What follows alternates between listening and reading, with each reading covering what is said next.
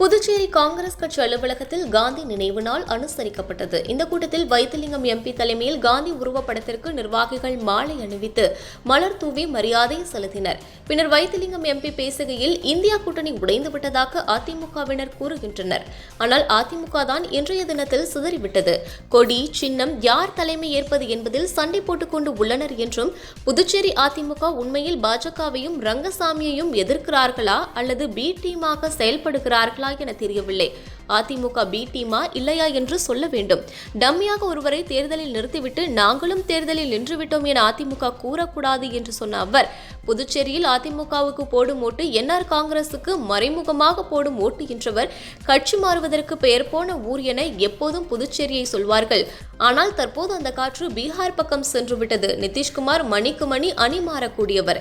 நல்ல வேளை இப்பவே சென்று விட்டார். பச்சொந்தியாக எட்டப்பனாக உள்ளவர் நிதிஷ்குமார் என்றவர், நிதிஷ்குமாருக்கு அண்ணன் தான் ரங்கசாமி. நிதிஷ்குமார் எப்படி நாற்காலியை பிடித்து தொங்குகிறாரோ அதைவிட மோசமாக நாற்காலியை விடாமல் ரங்கசாமி பிடித்துக் கொண்டு தொங்குகிறார் என வைத்திலிங்கம் எம்பி சாடியுள்ளார்.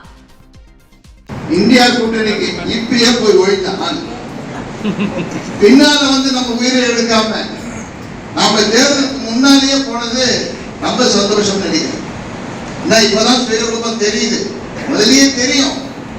என்ன சொன்னாரு, நான் வரேன், வெளியில வரேன், இந்தியா கூட்டணிக்கு நான் கிட்ட இருந்து நடத்துறேன் அப்படின்னு சொல்லிட்டு பச்சோந்தியாக எட்டப்பனாக இன்றைய தினம் திகழ்ந்தவர் யார் என்று சொன்னால் நிதிஷ்குமார் தான்.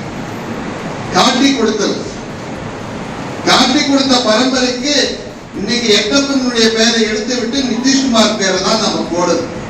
அப்படிப்பட்டவர் தான் நம்ம சொல்ல வேண்டும். அதுக்கப்புறம் பாத்தீங்கன்னா தென்னாட்டிலே நீங்க நல்லா யோசனை பண்ணி பாருங்க.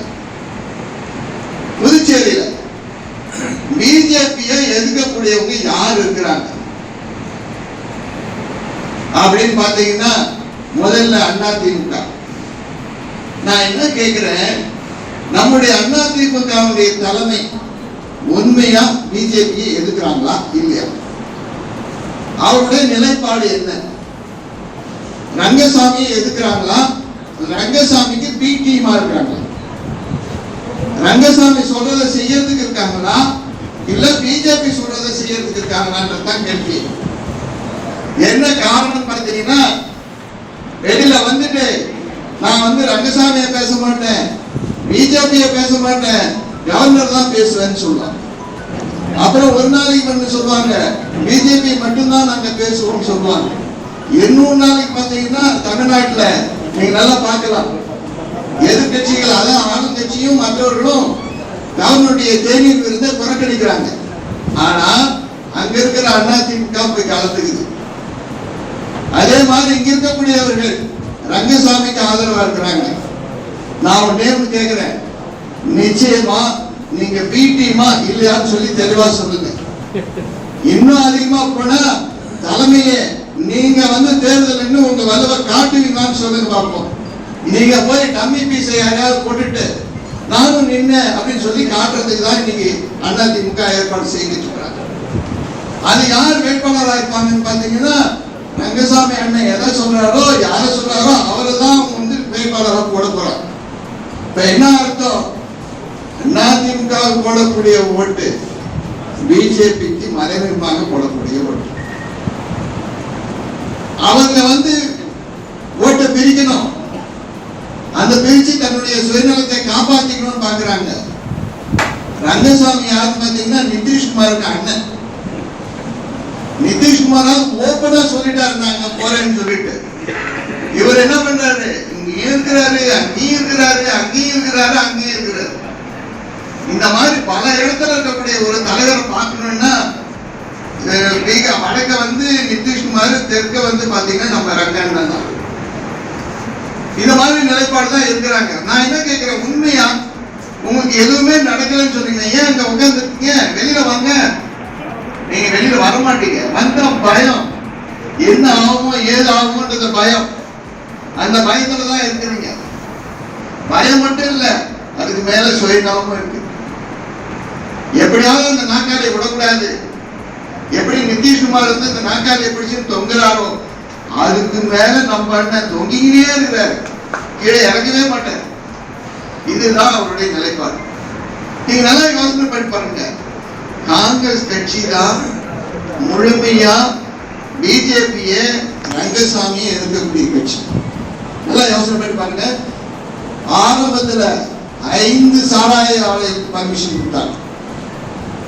அதை தட்டி கேட்ட ஒரே கட்சி யாருன்னு பாத்தீங்கன்னா காங்கிரஸ் கட்சி தான். இந்த அதிமுக கேட்கல, மற்றவங்க யாரும் கேட்கல. இதை தட்டி கேட்டு நாங்க தடையை போட்டு வச்சிருக்கிறோம். இன்னொரு வரையும் எந்த ஆலையும் ஓடல.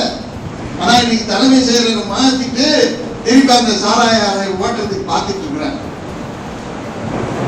இரண்டாவது நல்லா யோசனை பாருங்க. ரெஸ்டோ பாரு யார் எதுக்கிறது? காங்கிரஸ் கட்சி தான் எதுக்குது. அதிமுக முழுமையா எதுக்குதான்? பாதி தான் இருக்குது.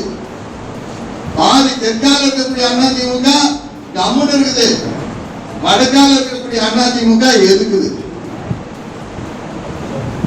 அவங்க சொல்றாங்க, அதிமுக சொல்றாங்க இந்தியா கூட்டணி சிதறி விட்டது. நான் ஒண்ணு சொல்றேன், அதிமுக தான் இன்றைய தான் சிதறி விட்டு. நல்லா யோசனை பண்ணி பாருங்க.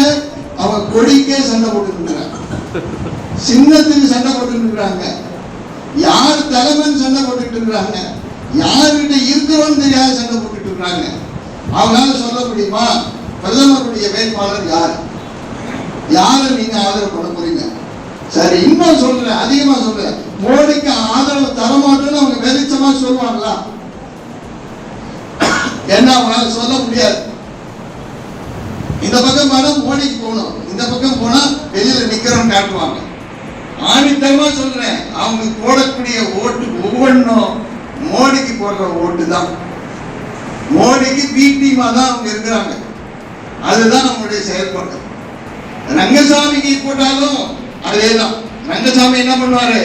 ஒண்ணு தாமரை தூக்கின்னு வருவாரு, இல்ல தெற்க தூக்கின்னு வருவாரு. ரெண்டும் ஒண்ணுதான். இப்ப என்னன்னா இன்னொன்னு சொல்றாங்க, பெரிய வேட்பாளர் அனுப்புறாரு பாண்டிச்சேரிக்கு அப்படின்னு சொல்றாங்க. பாண்டிச்சேரிக்கு வராத தலைவர்களே இல்லை. மோடியும் வந்து குடிக்கிட்டு போயிட்டாரு, அமித்ஷாவும் வந்து பேசிட்டு போயிட்டாரு, நிர்மலா சீதாராமனும் வந்து பார்த்துட்டு போயிட்டாங்க. எல்லாரும் கொடுத்த வாக்குறுதி என்ன சொன்னாங்க?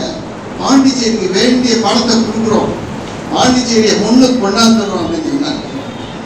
ஏதாவது ஒன்னாவது செய்திருப்பாங்களா அப்படின்னு கேட்டா கிடையாது. இன்னும் மோசமா சொல்லணும்னு சொன்னா, நம்ம சபாநாயகர் செல்வம் 110 தடவை நடந்திருப்பாரு. சட்டசபை கட்ட போறேன், சட்டசபை கட்ட போறேன், கட்ட போறேன், கட்ட போறேன். இதுவரை இவங்களால ப்ரொபோசலே அனுப்பல, அவங்க அனுமதியும் கொடுக்கல. இதுதான் பிஜேபி நிலைப்பாடு. சும்மா வாய்க்கையே பேசுவாங்க, எதுவுமே செய்ய மாட்டாங்க. அவங்க எண்ணங்கள் எல்லாம் ராமரை வச்சு ஓட்டு வாங்கிடலாம்.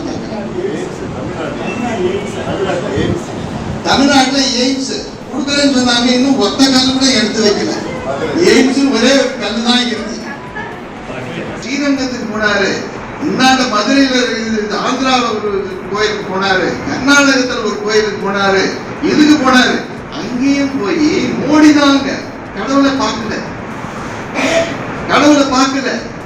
ஆனா இந்த விழா வந்து பாத்தீங்கன்னா ராமருக்கு நடந்த விழா கிடையாது, ராமருக்கு போட்டியாக மோடி நடத்தின விழா.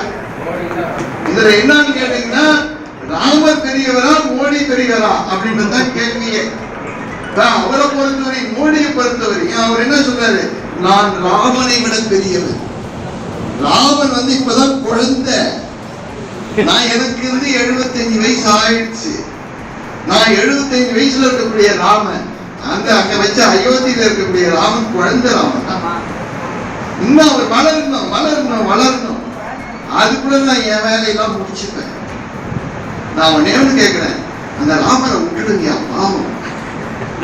அவர் எந்த பாவத்தையும் பண்ணல, நல்ல கடவுள், நல்ல சமுதாயத்திலே வழிகாட்டக்கூடிய நல்லவர் சொல்லலாம். அதுவும் ஒன்று சொல்லுவோம்,